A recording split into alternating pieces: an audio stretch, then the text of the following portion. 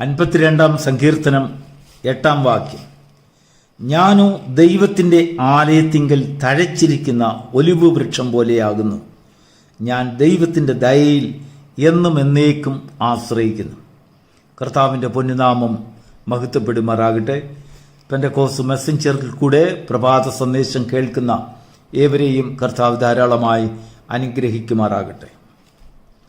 നമ്മുടെ ജീവിതത്തിൽ ഒരു ചതിവിൽപ്പെട്ടാൽ ഹൃദയം പൊട്ടിക്കുന്ന രീതിയിലുള്ള ഒരു പ്രതിസന്ധി നമുക്ക് നേരിട്ടാൽ, ആരെങ്കിലും നമുക്ക് വിരോധമായി നാം അറിയാതെ നമുക്ക് വേണ്ടി ചില കൊലക്കയറുകൾ ഒരുക്കിയാൽ, അതറിയുമ്പോൾ നമ്മുടെ ഹൃദയം തകർന്നു പോകും. മനസ്സിൽ വലിയ പ്രയാസമുണ്ടാകും, പൊട്ടിക്കരഞ്ഞു പോകും. ചിലപ്പോൾ ഒരു ദുഷ്ടതയുടെ ആത്മാവ് നമ്മെ ഭരിക്കുന്നുണ്ടെങ്കിൽ പെട്ടെന്ന് നമ്മെ ചതിച്ചവരോട് പ്രതികാരം ചോദിക്കുവാൻ വേണ്ടി നമ്മുടെ കൈകൾ അതിനുവേണ്ടി മുതിരും, നമ്മുടെ മനസ്സ് അതിനുവേണ്ടി ധൈര്യപ്പെടും. ദാവീദ് രാജാവ് ഒരു ചതിയിൽപ്പെട്ടു.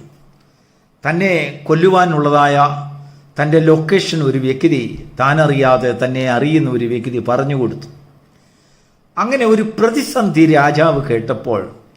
ദാവീദ് കേട്ടപ്പോൾ തൻ്റെ ഹൃദയം കലങ്ങി. എന്ത് ചെയ്യണമെന്നറിയത്തില്ല.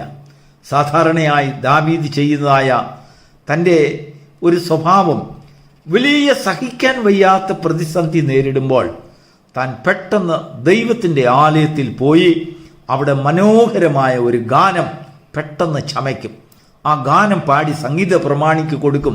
സംഗീത പ്രമാണിയോട് പറയും, സകല വാദ്യോപകരണങ്ങളും ഉപയോഗിച്ച് ഞാൻ ഈ എഴുതിത്തന്ന ഗാനം ഒന്ന് പാടുവി. അത് പാടി കേൾക്കുന്നിടം വരെ ദാവീദ് അവിടം വിട്ടുമാറാതെ അവിടെ തന്നെ ഇരിക്കും. അങ്ങനെ താൻ എഴുതിയതായ ഒരു ചതിവിൻ്റെ പശ്ചാത്തലത്തിൽ താൻ എഴുതിയ ഒരു പാട്ടിൻ്റെ ഒരു വരിയാണ്, ഞാനോ ദൈവത്തിൻ്റെ ആലയത്തിൽ തഴച്ചിരിക്കുന്ന ഒലിവ് വൃക്ഷം പോലെയാകുന്നു. ഞാൻ ദൈവത്തിൻ്റെ ദയയിൽ എന്നും എന്നും ആശ്രയിക്കുന്നു. നമ്മൾ പലപ്പോഴും വായിച്ചിട്ടുള്ളതായ വേദഭാഗമാണിത്.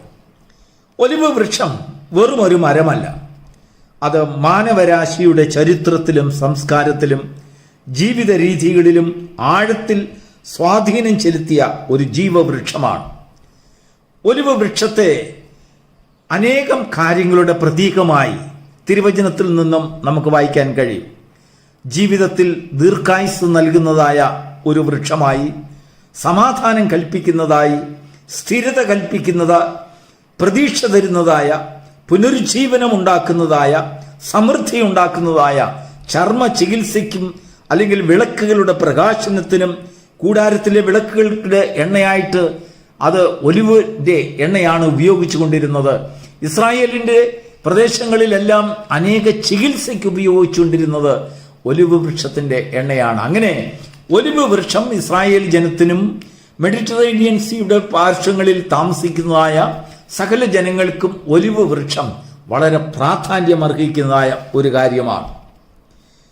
അതിന് കാലാവസ്ഥ പ്രതിരോധ ശക്തിയുള്ള ഒരു വൃക്ഷമാണ്.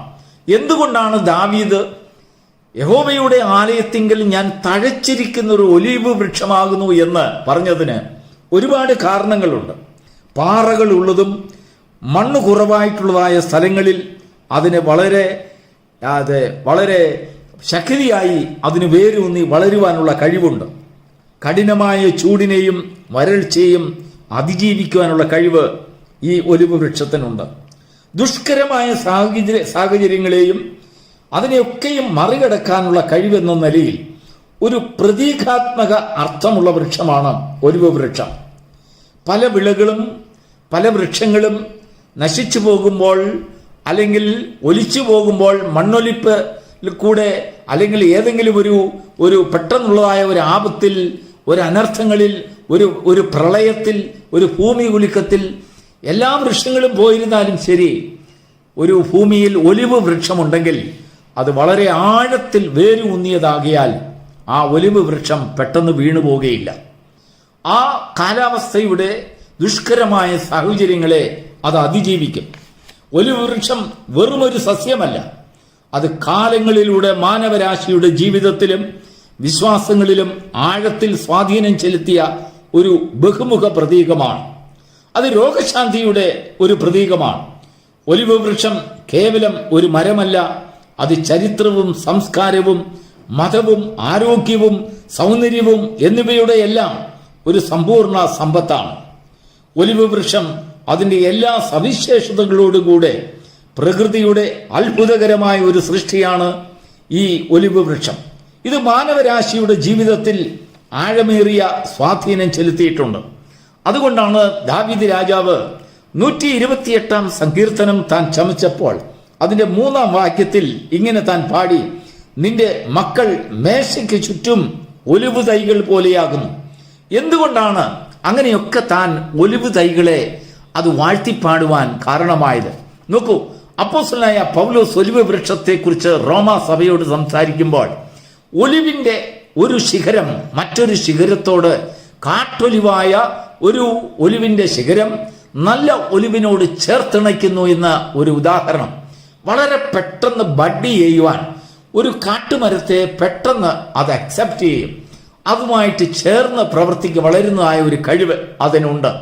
ഏത് സാഹചര്യങ്ങളിലും ആരുമായിട്ടും യോജിച്ച് ഐക്യതയോടെ തുടരുവാനുള്ളതായ ഒരു കഴിവ് അതിനുണ്ട്. ദൈവത്തിന് മഹത്വം ഉണ്ടാകട്ടെ.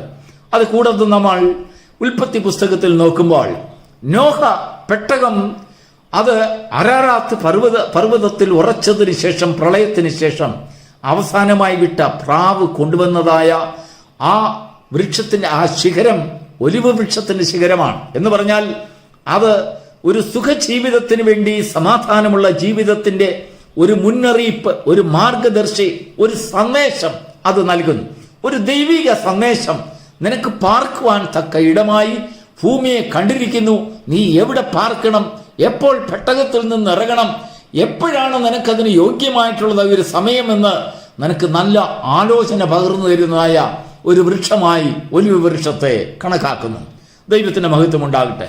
പ്രിയപ്പെട്ട ദൈവത്തിന്റെ മക്കളെ, ദാവീദ് രാജാവ് പാടിയതായ പാട്ട് അനേക അർത്ഥങ്ങളുടെ പ്രതീകമായി, അല്ലെങ്കിൽ അനേക കാര്യങ്ങൾ, ബഹുമാനങ്ങൾ ഉൾക്കൊള്ളുന്നതായ ഒരു വൃക്ഷം എന്ന പോണം ഒലിവ് വൃക്ഷത്തെ തന്റെ ഹൃദയത്തിൽ ധ്യാനിച്ചുകൊണ്ട് താൻ പാടുകയാണ്: ഞാനോ ദൈവത്തിന്റെ ആലയത്തിങ്കൽ തഴച്ചിരിക്കുന്ന ഒലിവ് വൃക്ഷം പോലെയാകുന്നു. വേറൊരു മരത്തെയും അതിനോട് സാമ്യപ്പെടുത്തുവാൻ ദാവീദ് കണ്ടില്ല. അനേക വൃക്ഷങ്ങൾ, അത്തിമരങ്ങളും അല്ലെങ്കിൽ അനേക മുന്തിരിവള്ളികളും അനേക അല്ലെങ്കിൽ പഴവർഗ്ഗങ്ങളുള്ളതായ വൃക്ഷങ്ങൾ ഇസ്രായേൽ നാടുകളിൽ വളരെ പരിചിതമായിട്ടുള്ളതായ അനേക വൃക്ഷങ്ങൾ ഉണ്ടെങ്കിലും 1000 വർഷങ്ങൾ അതിന് ആയുസോടെ നിൽക്കുന്നതായ, എത്ര പ്രാവശ്യം വെട്ടിക്കളഞ്ഞിരുന്നാലും അതിന്റെ ചെറിയൊരു വേരിന്റെ പാടുണ്ടെങ്കിൽ ആ വേരിൽ നിന്ന് കിളിർത്തു വരുന്നതായ അല്ലെങ്കിൽ ഒരു പുനർജീവന ശക്തിയുള്ളതായ ഒരു മരത്തോട് ദാവീദ് ചേർത്ത് പാടുകയാണ് തന്റെ അനുഭവം. എന്നെ എത്ര തകർത്ത് കളഞ്ഞാലും ഞാൻ ആ പ്രതിസന്ധിയെ അതിജീവിക്കും എന്നുള്ളതായ അർത്ഥമാണ് അത് കൊടുക്കുന്നത്. പ്രിയപ്പെട്ട ദൈവത്തിന്റെ പൈതലേ, നമ്മുടെ പ്രതിസന്ധികളിൽ നാം ദൈവത്തിന്റെ സന്നിധിയിൽ ഒരു ഒലിവ് വൃക്ഷം പോലെ എന്ന് പറയുവാനുള്ളതായ ഒരു സന്തോഷം നമ്മുടെ ഹൃദയത്തിലുണ്ടാകുമ്പോൾ അതാണ് നമ്മുടെ മനസ്സിനെ സന്തോഷിപ്പിക്കുന്നത്. എന്ന് പറഞ്ഞാൽ വേര് ഇറങ്ങുവാൻ തക്കതായ മണ്ണില്ലെങ്കിലും പാറപ്രദേശമാണെങ്കിലും ആഴത്തിൽ വേരൂന്നി അതിനെ വളരുമാറാക്കുന്ന ഒരു വൃക്ഷം, തക്ക സമയത്ത് ഫലം തരുന്നതായ, വെള്ളം അധികമില്ലെങ്കിലും അല്ലെങ്കിൽ കാലാവസ്ഥ വിരോധമായിരുന്നാലും അവിടുത്തെ ഭൂപ്രകൃതി വളരെ മോശമായ ഒരു സാഹചര്യമാണെങ്കിലും, എത്ര വലിയ പ്രതിസന്ധികൾ ഉണ്ടായിരുന്നാലും, ആരെല്ലാം അതിനെ വെട്ടിക്കളയുവാൻ നോക്കിയിരുന്നാലും വീണ്ടും വീണ്ടും ജീവിക്കുന്ന ഒരു പ്രതീകം. അതാണ് ദാവീദ് ഉൾക്കൊള്ളുന്നത്. ഞാൻ യഹോവയുടെ ആലയത്തിൽ ഒരു തഴച്ചിരിക്കുന്ന, ഒരു ഉണങ്ങിയ ഒരു വൃക്ഷം പോലെയല്ല, തഴച്ചിരിക്കുന്ന ദൈവത്തിന്റെ സന്നിധിയിൽ വരുമ്പോൾ, ദൈവത്തിനോട് നാം നന്ദി പറയുമ്പോൾ നമ്മളിലൊരു തഴപ്പ്, നമ്മളിലൊരു ഉത്സാഹം, നമ്മളിലൊരു ജീവൻ. ആ ജീവൻ ദൈവത്തിന്റെ ഹൃദയത്തെ അല്ലെങ്കിൽ ദൈവത്തിന്റെ സന്നിധിയിൽ നമ്മെ സന്തോഷിപ്പിക്കുമ്പോൾ സ്വർഗവും നമ്മെ കണ്ട് സന്തോഷിക്കുന്നതിനിടയായിത്തീരും. പ്രതികൂല സാഹചര്യങ്ങളിൽ, ചതിവുകളിൽ, അനർത്ഥങ്ങളിൽ, അനേക ഇല്ലായ്മകളുടെ സ്ഥാനത്ത്, അനേക കാലാവസ്ഥ പ്രതികൂലങ്ങളിൽ അനേകർ നിന്നെ നശിപ്പിക്കുവാൻ നോക്കുമ്പോൾ, നീ ചതിക്കുഴികളിൽ പെടുമ്പോൾ, നമുക്കും ദാവീദിനെ പോലെ ഏറ്റുപറയാം: ഞാൻ എന്റെ ദൈവത്തിന്റെ ആലയത്തിൽ തഴച്ചിരിക്കുന്ന ഒലിവ് വൃക്ഷം പോലെ ആയിരിക്കുന്നു. ഞാനോ സകലത്തിലും എന്റെ ദൈവത്തിൽ ആശ്രയിക്കും. God bless U.